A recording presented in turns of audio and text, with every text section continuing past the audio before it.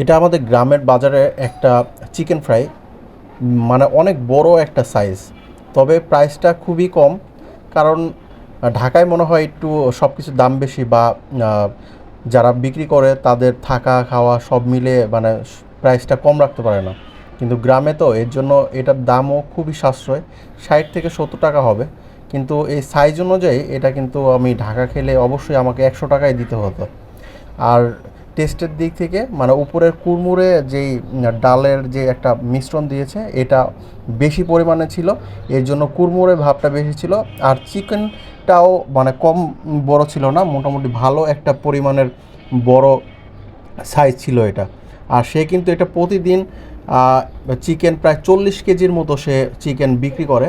সন্ধ্যার পরে তার এখানে পুরো ভিড় লেগে যায় এই চিকেনটা খাওয়ার জন্য। আরও অন্যান্য খাবার আছে তার দোকানে, সেটা খাওয়ার জন্য। দামে আর মানে দুটোতেই সেরা এই চিকেনটা।